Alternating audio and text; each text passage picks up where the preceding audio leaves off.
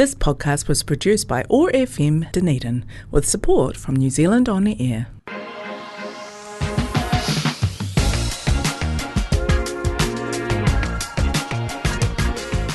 Welcome to the OI podcast, the Otago Institute podcast, conversations with experts from the worlds of arts, sciences and mataranga Māori with a little bit of politics on the side. Brought to you by the Otago Institute, the Otago branch of the Royal Society for Arts and Sciences. Kia ora, no mai, haere mai. I'm Dr Barb, a quantitative ecologist with a background in modelling, climate change, biodiversity, conservation prioritisation and SciComm with a PhD in botany from Ōtākau Whakaihu Waka, the University of Otago. We hope you enjoy a mix of conversations with experts, and today we are joined by Mayor Sophie Barker. Thank you so much for coming along, Mayor Sophie. Kia ora, Morena. My absolute pleasure to be here. And it's fantastic to have you. What a roller coaster start to your mayoralty. I think we're 3 months in now, and it's been a bit of a rough 3 months. A bit exciting, but also a little bit sad, but 3 months. Yes. Well, Jules passed away, our former mayor and councillor passed away just at the start of the year. So that's been tragic and horrible, and it's still painful. We're having a tribute meeting for him on Monday, so that will be lovely to acknowledge his passing because we're his work family. So we're having some words then. Yeah, and of course it triggers the by-election, and we'll get on to some of the facts and figures around that later in the show. But first I just wanted to touch base with you as mayor. How do you see the job as mayor? I mean, I know we talked about this, and I talked about this with everyone who was a potential candidate in the OI election podcast series. But yeah, how do you see the job as mayor? There are a lot of big personalities in the mix this triennium. And, what plans have you got for the next 3 years? Of course, you only have one vote, sometimes a casting vote if it's tied. But you do get to sort of set up the structure of those committees or not committees or how that all works. And I just thought, touch base, what's your take on where, is it how you thought it would be the first 3? I mean, it's never exactly how you imagine it, is it? Well, having been on council for 6 years before becoming mayor, I'm like, I know what goes on.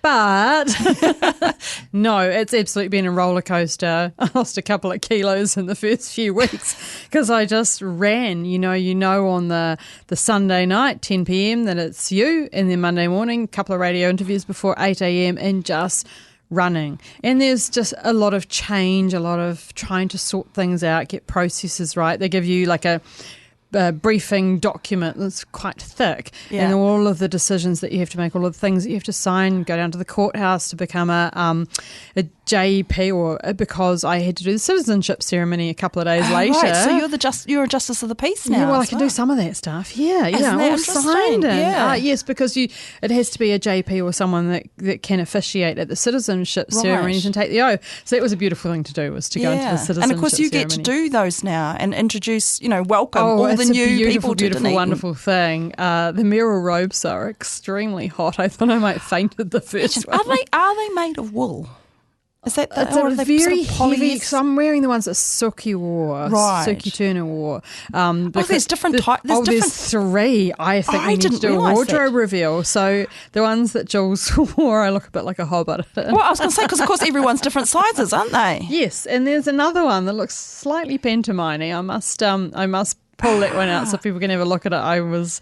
My jaw dropped. And then there's the one that Suki wore, which is the one that I wear, but really super heavy. Wow. Yeah, because I did 6 graduations before Christmas, and I wore it for the first 2 on the same day. Of course, because you were there sitting on the stage. All those official roles. And it's really heavy. Yeah. So I changed. I just wore a graduation cloak because I've had a bit of brain surgery, and so you sit there for a couple of hours. It's a little painful. Oh, yeah, it's interesting. And the chain's heavy as well. I can imagine the chain actually looks heavy. And am I right that each mayor puts a new link on it? Yes, and it's solid gold. And then there's that beautiful Māori pounamu in the middle. And I actually had the links changed. I got a little bit feminist on it, shall we say, because on all of the links of the mayors, and when I looked, the 2 front ones were from like the early 1900s, people that had been mayor for a year.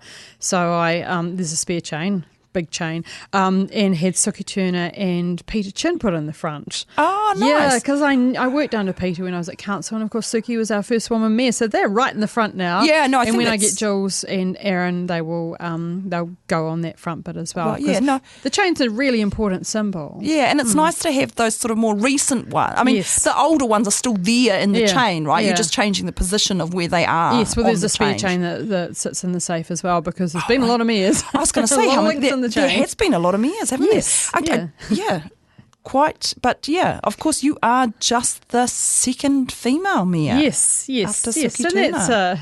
That's quite a milestone, because it's like, well, what do they call me? So I've gone with Mayor Sophie. Oh, yeah. I suppose people might say mayoress, mightn't they? Oh, no. Sounds a bit weird, doesn't it? The mayoress is married to the mayor. Yeah. But no, it is mayor. Yeah. And, I mean, I don't think your worship, which is... I did look up where that came from. It's kind of medieval. Yeah, your worship sounds a little bit... church-like. Yes, I find it a tad odd. It sounds more like it's a bishop or a pope that you're addressing, I think. Yes, but if people want to worship me, it's fine. No, just a joke.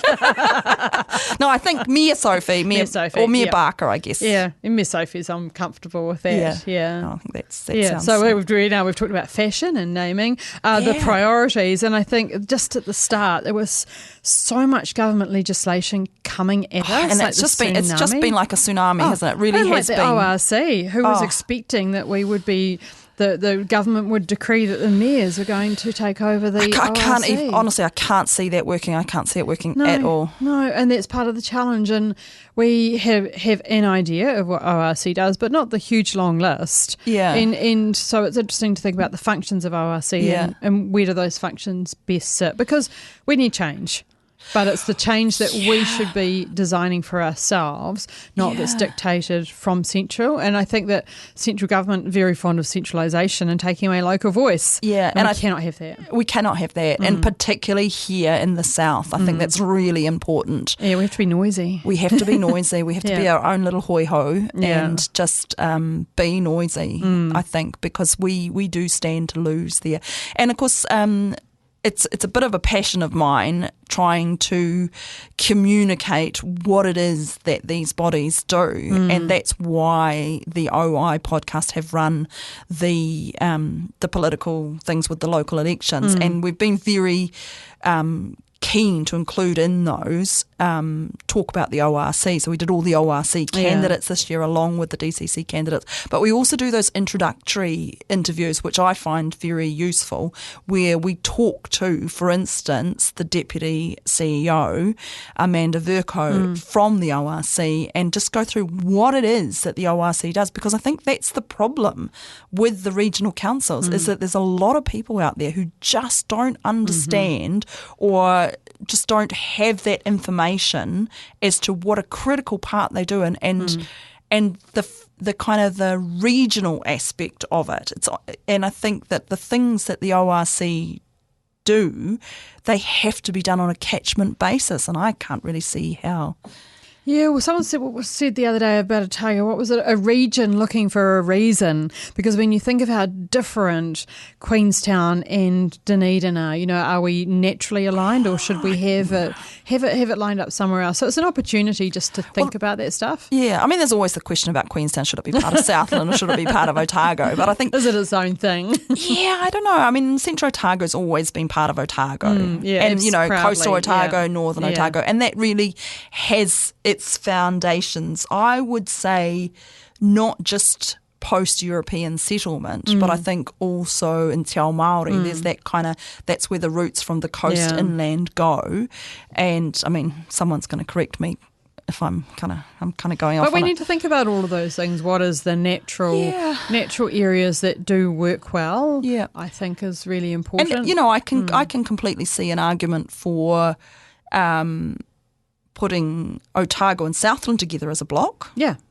That makes total sense to me. I mean, not that Otago and Southland separately don't as well, but, that's where you get that, yes, is Queenstown part of Otago, is it part of Southland? We've got the ports, we've got a huge amount of export industry, infrastructure, all of that kind of stuff. So we're looking at working closer together with Southland as well. Yeah, and I think that, that kind of makes sense. And I think the affinity of Otago, I mean, the Highlanders are a classic example of that, aren't they? We swing more towards Southland quite often than we do towards Canterbury. Absolutely. So mates down south. We were just down there. I was down there, gosh, that was last week. Was that last week? Mayor Tim's funeral. Oh, of course, Yes. There's just been a lot of ex-mayors. 3, because Mayor Juno from Milton, so the Deputy Mayor, Cherry, went to his funeral on Saturday. Yeah. This is, because so much has happened, it's such a blur. Yeah, I know. It is that time of year, I think, for a lot of people as well.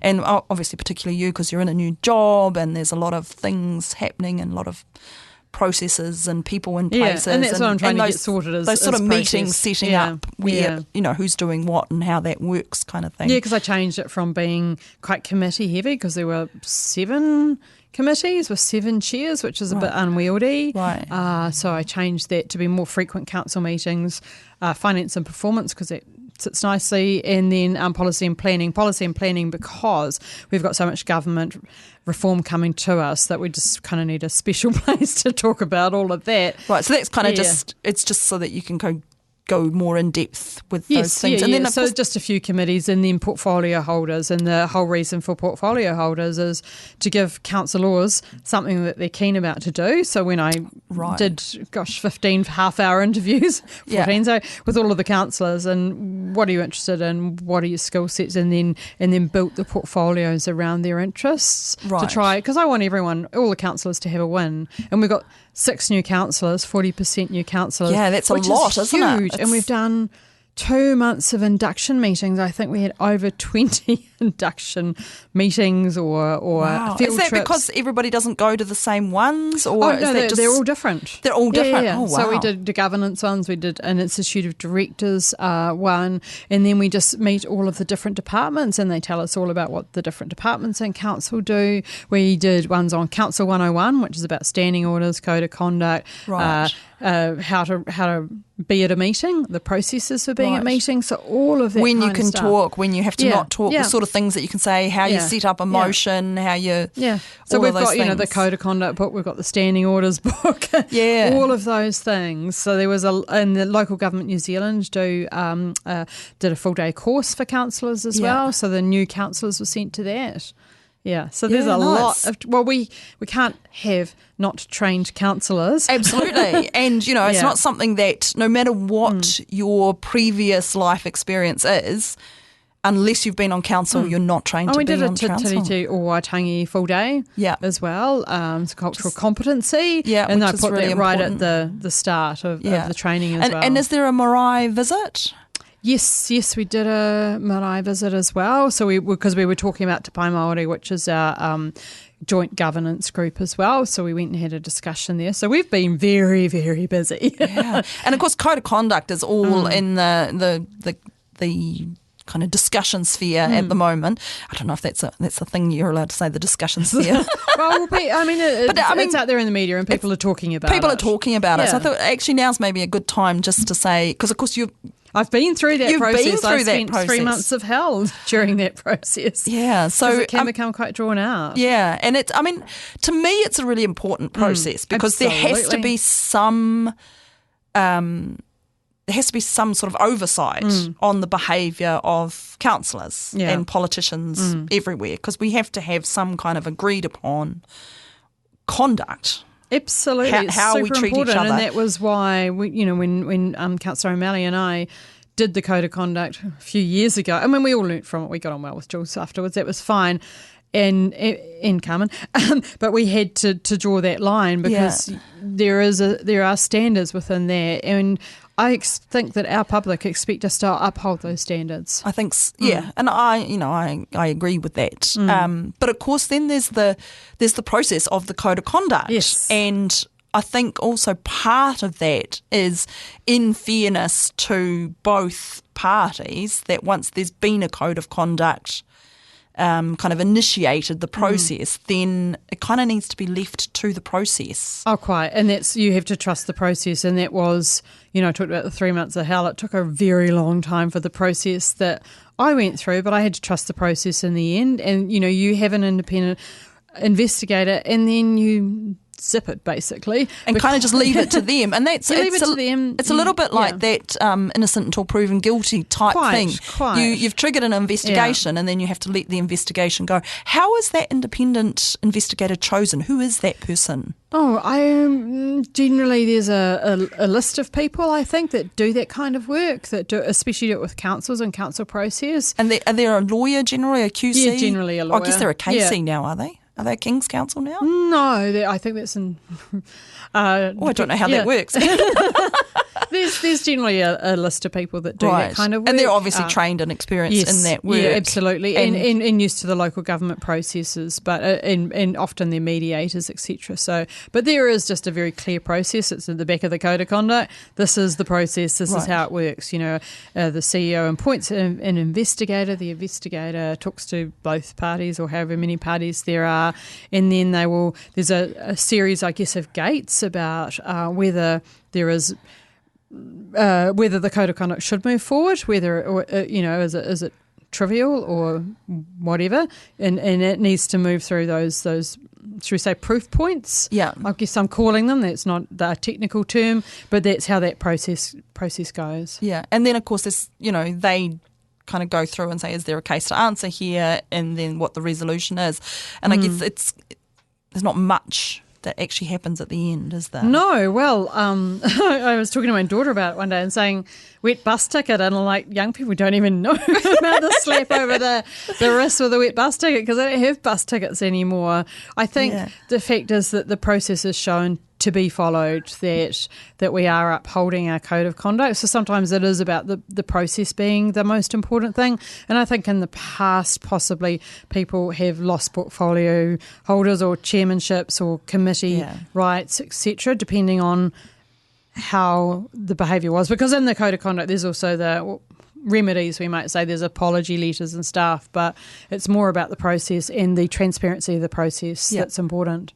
Yeah, so Code of Conduct, we just let that process take its way. And of course there's lots of different things that you can call a Code of Conduct on, and they're all there in that info. And actually, that Code of Conduct booklet with all the processes and everything is public information. I'm imagining it's absolutely just there, anyone right there can on look the it website. up on the website, and they can see what points are able to be called Code of Conduct. So I think it's important for people to know that it's just the council laws or the CEO, I think, that can call a Code of Conduct. Yeah. Because I get quite a few emails telling me about councillor behaviour, and that a member of the public would like to call a Code of Conduct, but they can't. It's up to council laws and the CEO.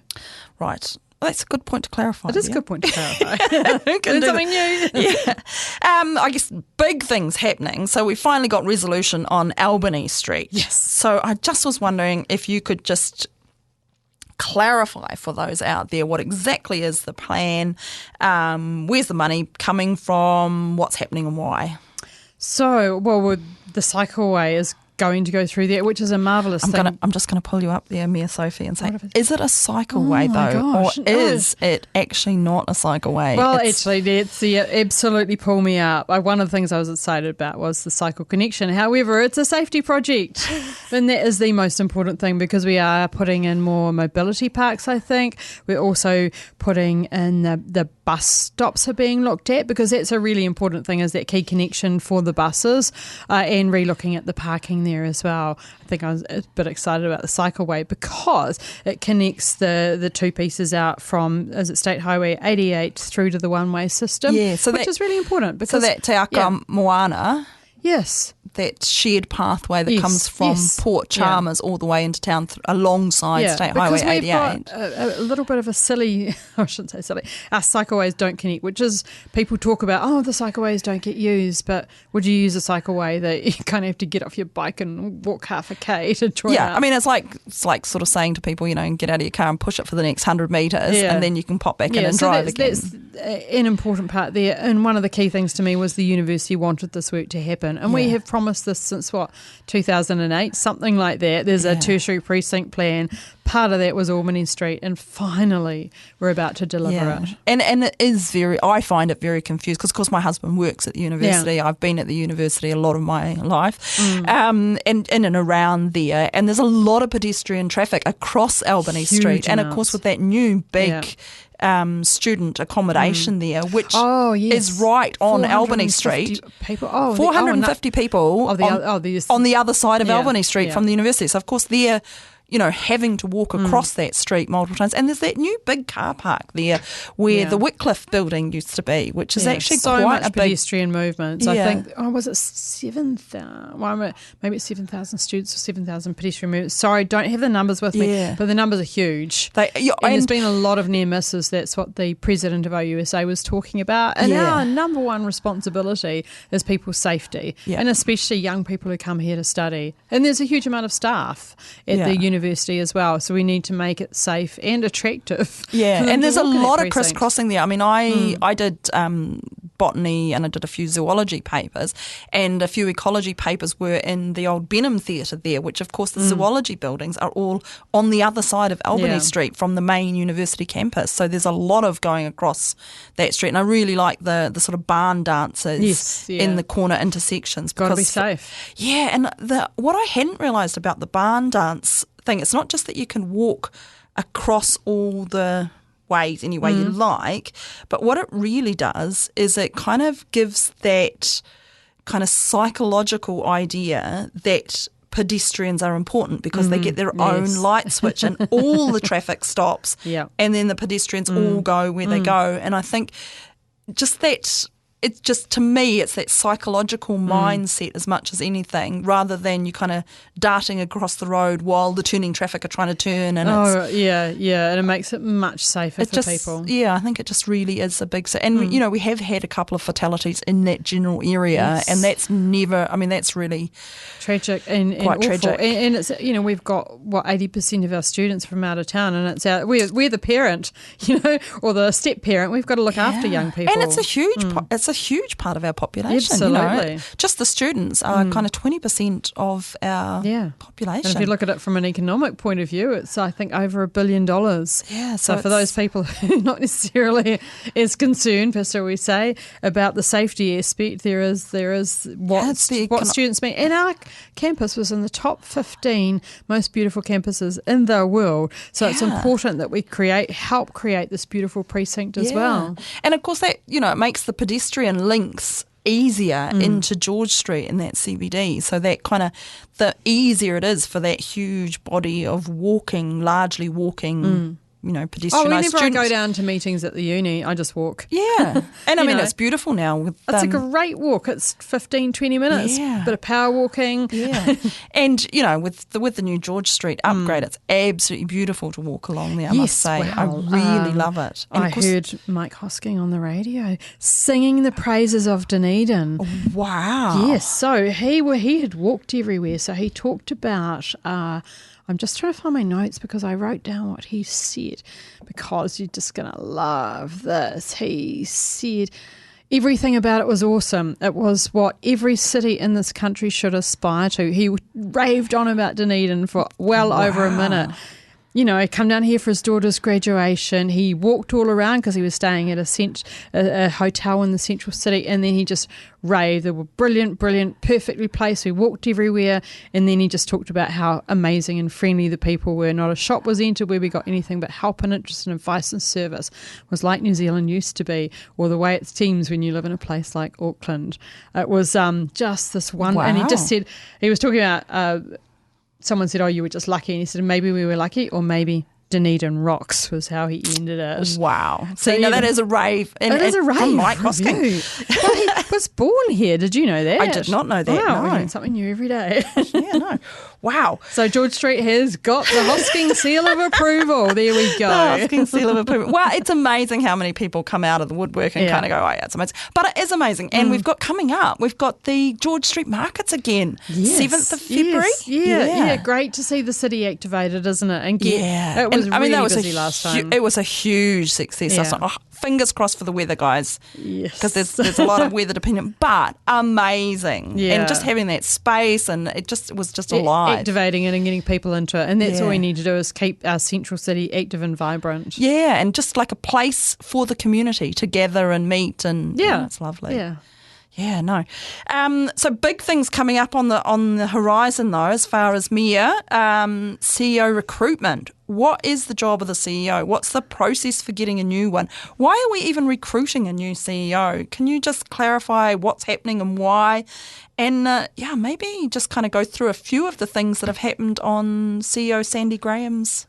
So the CEO is our number one employee. I was just looking at the job description, and it's got the rate, all the stuff in it, but it just says 001 for the they're all numbers, so it's quite funny. Yeah, so 001, the number one employee, and really that is the council's employee. So it is vital that we attract an amazing CEO to run our city. So they carry out the wishes of council, who represent the people. So it's all about democracy. It's all about public service to our community and making the things happen that we want to happen. It's a very challenging job. Our current CEO had a 5-year contract and then a 1-year extension. So she finishes, I think it's October the 12th. Right. That her contract comes to an end, and we are starting the process now. So we've had a CEO performance committee meeting this week, and that's just talking, it's a long process, months and months, because we have to put out expressions of interest for the recruitment agency, interview recruitment agencies, because we want the best ones that we've got that can get us the best CEO, writing the job description. Then there's the panel interviewing or shortlisting for the agency, and then go through the process of advertising, and then we shortlist for the CEO, and then the full council. The full council will be involved in the process along the way, which is, does the position description from 2018 need to change that a tad? Right.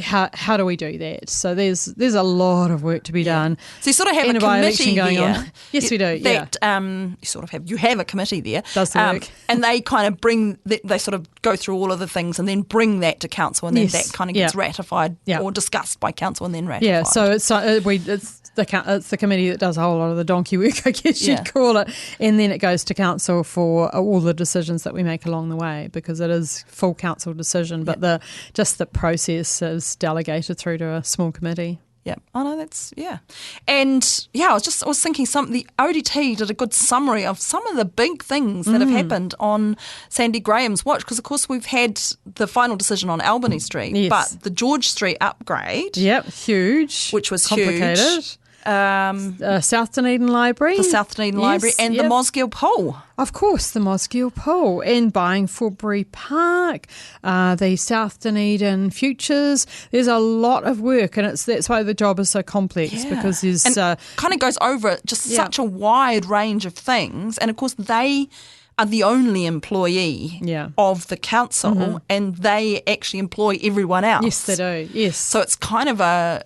There's up to 1,000 employees, so it's huge, and the budget's it's about 400 million operational budget and 200 million capital budget. So we are talking it's a big company, a lot of money and a lot of processes, and then having to manage a political situation, councillors, and then also manage staff. So it's a challenging role, but I'm sure that there's someone out there that will be super excited about coming to Dunedin, because it's our time to shine, and we want a CEO to help us do that. Yeah, cool.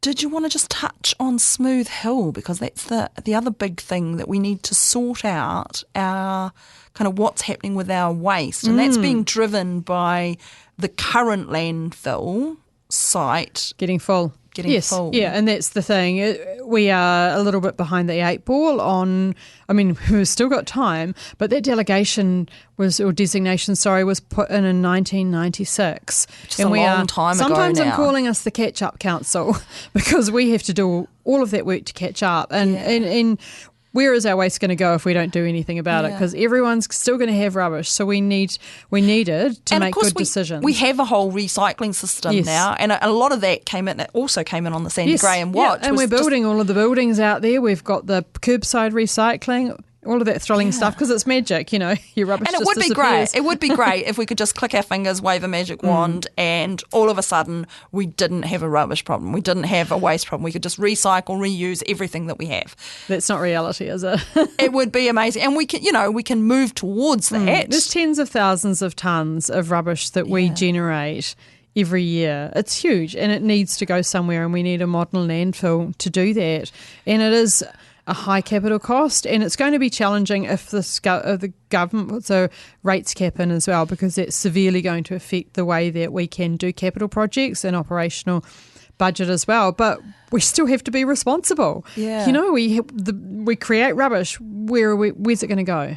Yeah, and I guess it's a big thing. I had rates caps, because of course that's new legislation coming in, and it's really a tricky legislation, because I think it can be quite popular and it's obviously designed. We all want lower rates. We all want lower rates, but of course we also all want services. Yeah, and if we don't do it now, we kick it down the curb, we kick it down for future generations or us later on in our lives. Easy for us to cut our capital budget, and just don't do anything. Fix the roads, not build anything new, not look after our waste, not look after our roads. Easy, and that's what has happened in the past. Yeah. And of course that catches up on us, and then it ends up costing more. Backwards.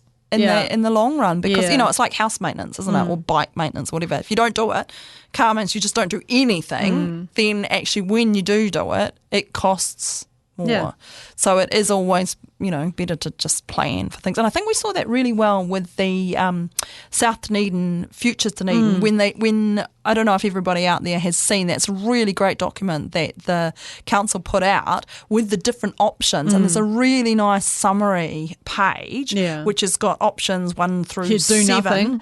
And the do nothing. Do nothing's scary. Yeah, and just do something. And it's interesting because the do nothing's not actually do nothing. It's continue doing what we're doing now, which is basically not doing anything, but it costs the most over the same time frame, and it has the worst outcome for the people who live there. And that's really that kind of, actually, we need to change the way that we're doing things. And I think it's been... I forgot about Kettle Park as well, sitting out there, the landfills that we have to tidy out, because what do we do? If we can't afford to do anything, do we let the sea come in? And I mean, and, it's not just a kind of environmental, ecological, airy-fairy hippie type idea. It's actually, our economy here in Dunedin is largely based on being the wildlife capital. Oh, quite. And, that tourism is huge, and having a leaking waste. Yeah.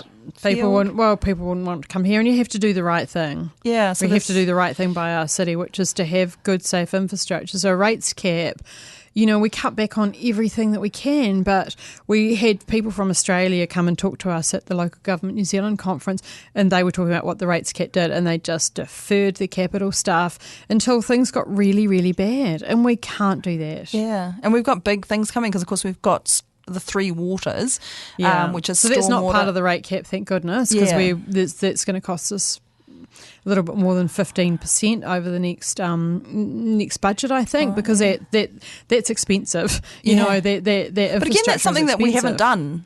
Like, it hasn't. Oh, we've been trying to play catch up. We've got 30 years of infrastructure catch up to do. So it's that's sobering, isn't it? It is sobering. It is sobering. I mean, it's it's most of our lives. Yes. Or our working lives, at least. Yeah. Well, we think that magic happens when we turn on the tap or flush the loo. There is a lot of very expensive infrastructure. Maybe, I think it's about $500 million or something to $1 billion to replace a wastewater treatment plant. Yeah, and it's, it's something that we, as average, the community out there, we really kind of take for granted that we will get, drinkable water coming out of our tap. Water. We turn it on, we turn it off. The wastewater's taken care of. That is kind of a massive service that we need to sometimes, I think, just stop and think this is actually Oh, it's a miracle because I grew up in the countryside. Yeah. Well, we grew up on spring water as well. We had tap bowls coming out of our taps and then the guys every time it rained, there's this big sewage. stress about the spring and what was happening with the water. And coffee filters over the tap because the water was dirty. You just drink it anyway. Look at me, shiny hair, healthy. and septic tanks and all the... So I appreciate it every time I turn on the tap in the city because I know that we are so lucky. Yeah. And of course, the libraries, we've had visitors and, just being able to go to the library, and they had a little 4-year-old with them, and they've just absolutely huge props. So just a shout out there to the librarians, and we're obviously at the Port Chalmers Library, but just absolute fantastic people. Librarians all over the world, shout out. Our friends have just gone up to the North Island, and of course there's that huge rain up there. Oh and my gosh! They've been hiding out. They sent me a text saying, we're fine. The road's out. The place we're staying has a leak in the roof, but the library staff are amazing, and there's a whole bunch of families that have been hanging out. It's the best place to go. I mean, I love the library. I'm a book geek. I just returned about 5 books that I'd read over the holidays, and I was like, don't go in, because if I go in, you always end up coming out with another book. I know. It's crazy. Hey, I guess the next big thing coming up is the by-election. Yes, it's a few months in the making because there's a huge amount of process that has to be gone through. So the electoral roll has to be open, and all of those who aren't registered need to register to vote. So register. That's our number one thing. The registration for local by-election is exactly the same process as for the general elections. So absolutely go out, and if you haven't registered, if you're not registered, register now. It's really easy. Just on that website there, vote.nz. And with the nominations open until the 2nd of March. So people need to be thinking very clearly about whether they want to stand. So that's they'll open on the 2nd of February. And they're open for that whole month of February, from the 2nd of February till the 2nd of March. And then election day is... The voting papers start being delivered on the 10th of April because they've got to create the booklet, do all of that work behind the scenes, get everyone's bios, etc. So a lot of work behind the scenes. So voting papers start on the 10th of April, and then the polling day is the 12th of May. So people can vote all of that time up to then, but we encourage early voting. Yeah, we always encourage early voting. Yes. And what has changed is that in the meantime, the central government have passed new legislation. So do register, because I think this is the first time that you will not be able to register in the weeks coming up to election day. So make sure you are registered. You need to get registered. It's really quick. It's really easy. It's 5 minutes online. You can always come down to the information here at DCC. Someone will help you. The online information is really clear. Register and vote is the message. You can't register on the day, so make sure you register. Make sure you vote. Absolutely.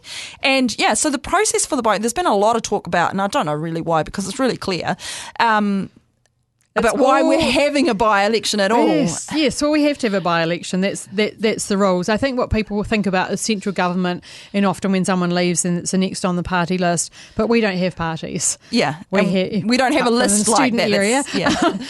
So we do need to do that by-election, and it is going to cost a lot. But if you think there's over 95,000 registered voters in Dunedin, and you think about how many voting papers, it's like maybe $3 a pop for postage. Hopefully we get a good deal on that. That's a couple of $100,000. Yeah. It's astounding how much it costs. But also, this is the democratic process, and it's democracy. Important to us. Yeah. It's the cost of democracy. It is the cost of democracy. I kind of shrug my shoulders and say, okay, $3 each, $4 each. If it's $5 each, that's cheap for democracy, guys. Oh my gosh, I really think it is a treasure to be valued and to be participated in. Yeah, and I think, world events around the world at the moment, we can really see how much democracy actually is important to us. And I think a big part of that for me is not just, obviously registering, voting, very important.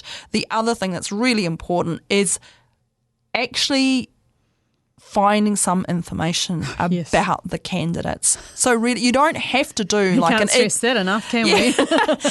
You don't have to do an in-depth life bio of every single candidate. You really just need to know that the candidates that you're ranking actually their values coincide with your values to a certain extent. And it's important to do that because there are candidates with a lot of money who spend a lot of money on advertising, but it's up to everyone who is involved in our democracy to do a little bit more deep diving on those on candidates in general, and not, it's somewhat, I think, unfair somehow that sometimes the people who spend the most get the most reach, when actually there's some amazing candidates out there that stand out because of who they are. Yeah, and I think that would be my number one takeaway as well. Register, vote, and inform yourselves of who you're voting for. Don't just vote on name recognition. And talking about that spending cap there, so it is extreme, in my view, it's extreme, like $54,000 for an individual.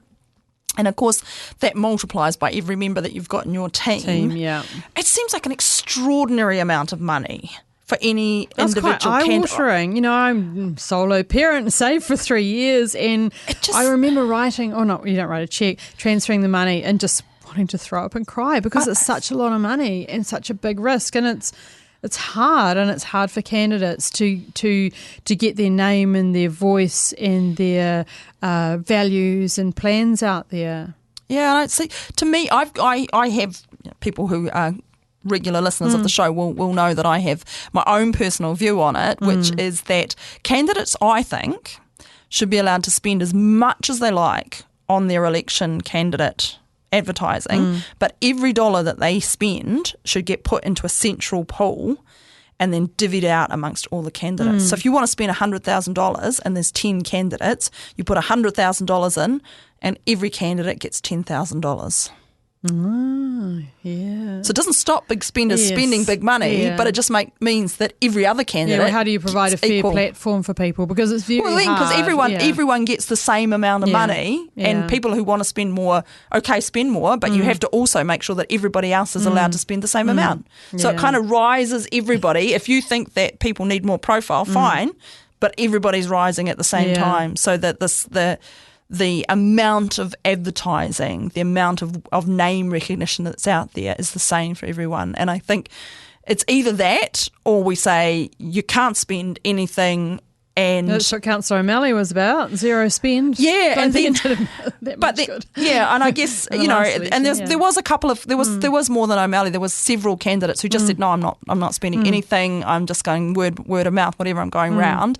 But I mean, the other option is, of course, that council pays for it, like that we as the public say, okay, we want a fair playing field. And there's a couple of I think Australia's just bringing this in now. Oh, interesting. Yeah, I should research that and more. And that is an idea, because it means that, there's that. But I also think, groups and public groups having platforms, and of course that's difficult when there's so many candidates, but I think for the by-election I think there will be fewer candidates, which I think it will make it easier for the public to kind of I know with 54 candidates, people were just saying to me, I can't make a decision. Yeah, it was too many people. Yeah.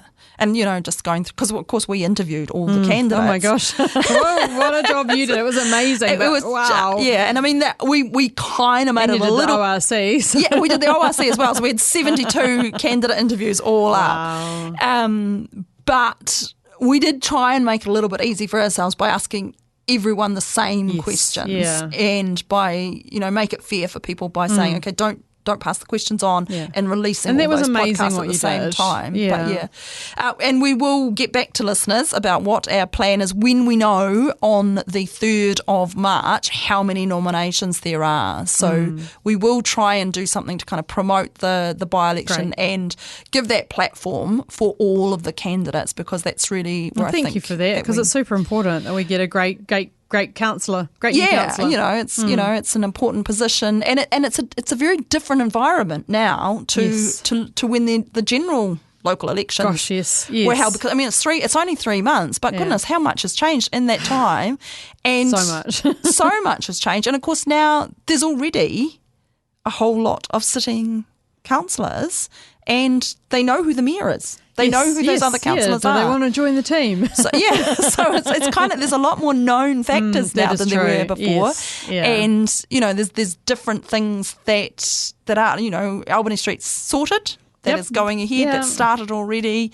We've got the rates caps, that's not a vague thing. It's important for me is a new vision in the master plan. Yeah. Is how do we revision our city? How do we make it the best place to live in New Zealand? And I think that's something that candidates should think about as a positivity, because I am concerned about another negative campaign, which is it damages the city. It does, yeah. So just let's use the last couple of minutes that we've got here just to talk about the vision in the master plan. Should we call it the master plan? I'm not sure if I like the phrasing of the master plan. I feel like one of those, not quite a Bond villain, but But yeah, the vision for Otago. Personally, where's your vision sitting there? Yeah, Sophie? well, my vision is obviously the best place to live in New Zealand, and also really importantly, a city that works for everyone. So that's taking everyone on the journey, but we have to find the right words to motivate people and excite people. And I'm not a wordsmith, but there's that. And then bringing everyone together. So one of my key things is partnership. And I've been talking a lot with our partners around town about how we help council to get to that point of vision, and how we do it in partnership with Mana Whenua, with the university, with the ORC. I'm trying to think who else is around with the Polytech, I guess. The Polytech. And I guess the businesses. The business community. So we're getting all of those people around the table because we have to do it together. But what is exciting me is all of that bubbling up of enthusiasm, because people know that this is the time to get this stuff right. And then when we're making decisions about our long-term plan and our budgets, it should be easier because we have a clear vision about where we want and clear vision and values about where we want our city to go. Yeah, and I guess there's some big things that we need to be thinking about when we're thinking about bringing everybody along, and South Dunedin is going to be a big part. Absolutely. And that is going to take a lot of our infrastructure budget. And, fair enough, because we need to... A lot of people live there. It's really important to have a resilient city. Yeah, and, I'm really pleased that from my perspective as an ecologist, that the council has taken that step of buying Forbury Park, because I think that's got widespread kind of a groundswell of let's actually use that opportunity, make that as a water sink, give us some resilience around waterways there. Whichever option we choose, if we're going to, I'll say, move houses around. So if you've got an empty space, shall we call it, while you're working towards the vision, you can use it to just move the pieces on the board around. Yeah, and we did a really great couple of paired episodes last year with Ro and Simon Cox. And it was absolutely great because Simon was talking from... Great communicators. They're absolutely great communicators. They've worked really well together, and it was great to have them both on the show at the same time, talking about the science background and all the intense work that they've done on the hydrogeology there, and how well we actually understand that system now, because over the last several years there's just been a massive amount of work understanding how that hydrology and geology and that's vital, because how can you make good decisions if you don't have the scientific evidence? Absolutely. And then of course having that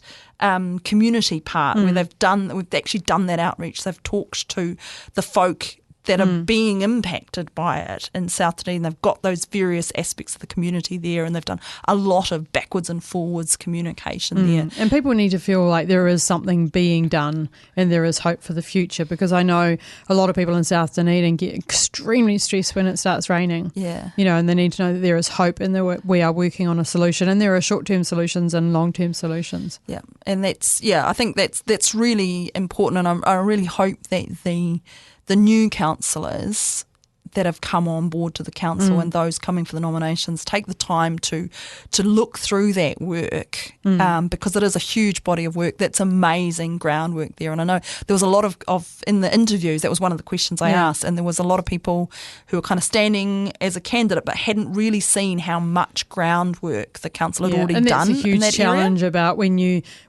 want to stand for council, you think it's X, and I tell you what, it's the whole alphabet. It's interesting. And of course, where do you stand on community boards? Because they're part of that bringing us together, aren't they? Yes, and I feel like we need to possibly rethink community boards, because you were just talking about South Dunedin. Where's South Dunedin's voice on our council? We used to have ward councillors. I mean, STV has provided we've got the photos all set up. We're looking at the makeup of council and we're like, Thank goodness for STV. But how do we get those voices of those communities out there? Because the community boards are in a great position for their communities, but it doesn't cover all of the city. So we need to think about how we get voices for different areas. Yeah, and of course there's that North Dunedin kind of student and North East Valley, and there's South Dunedin, which are sort of quite distinct communities. Yeah, so how do they get their voice? So that's something I'm pondering on when I was thinking about the portfolio structure. There's just so much depth. And I'm like, which councillor, would be I haven't thought this through would be the right one to represent a community just somewhere else, so people have their go-to person. Yeah. No, it's an interesting take. And I guess that's the same with the community boards.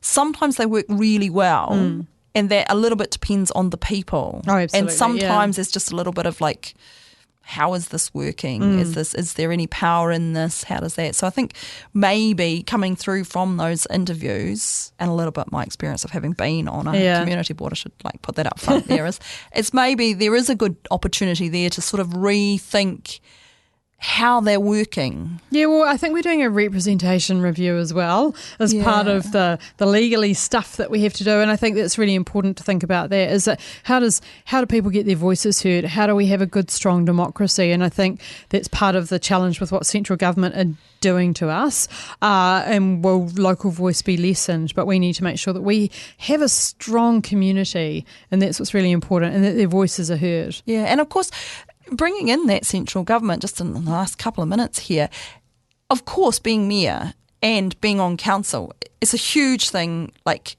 making sure that we have the infrastructure and dealing with the things right here in Dunedin, but also a huge part in particular of your job as mayor is actually representing Dunedin to the outside world and campaigning to central government for the things that really matter, making sure they're aware that we really want a public hospital here. We want it built so that it's proper, that it fulfills the function. It fulfills the function for, the next decades.